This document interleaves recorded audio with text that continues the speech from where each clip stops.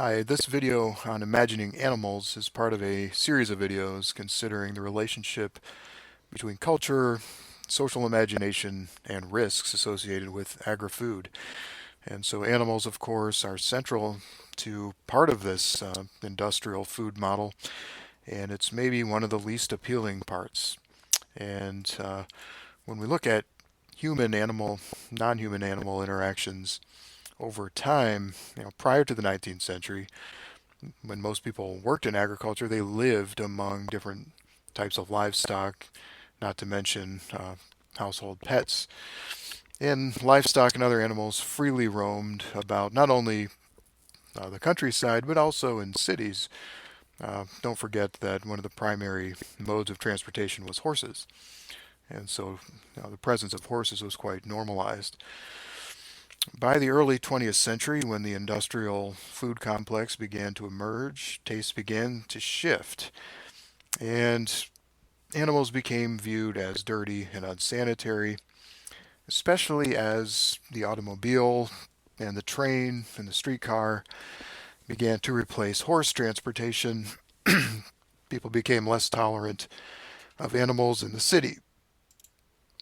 People also became less tolerant of markets that involved live animals or had any visible trace of slaughter, uh, because these processes of animal slaughter were becoming industrialized and increasingly occurring within factories, essentially, right behind closed doors.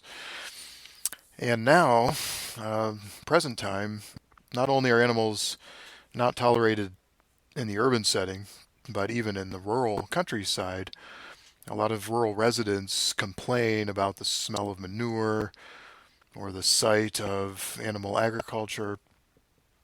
Of course, some people enjoy that, people with pastoral values, but increasingly animals are being confined into smaller and smaller spaces in this industrial animal production model. And we call those CAFOs, contained animal feeding operations. And it's on these CAFOs where we have seen the proliferation of such problems as mad cow disease or hoof and mouth disease, uh, and other types of bacterial problems that occur because animals are in such close proximity and they're passing bacteria and other infections to one another through feces or through aerial contamination. And many of the workers in CAFOs are known to develop respiratory health problems, as we've noted in other presentations. So the industrialization of food production, and with that, the industrialization of animal meat production, has altered the way people relate to animals in society. Uh, Early concern about this emerged almost immediately, and the public imagination was captured by Upton Sinclair's The Jungle, which documented especially well, it's a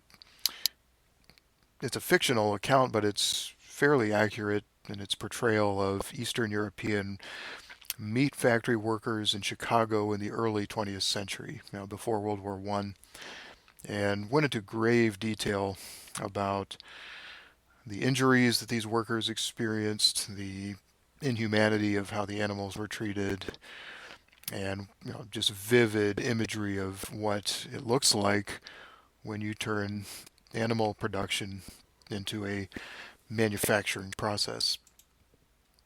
And that concern is still with us today, but according to Swart, who examined views of animals, public opinion, increasingly as animals are viewed as amoral machines, essentially just a chunk of meat, basically, right? Their objectification is legitimated. So animals are not afforded personhood, in other words. Uh, Couple that with the fact that meat itself has become a symbol of social status, so that people, as they come into money, strive to increase the amount of meat in their diet. And with affluent societies in the western and northern parts of the world, meat consumption is high, and therefore the industry behind that has become a growth machine, right? So consumption of meat as a status symbol, also associated with masculinity, domination, sexuality, and virility. So maleness and so forth is also associated with meat consumption. Thank you.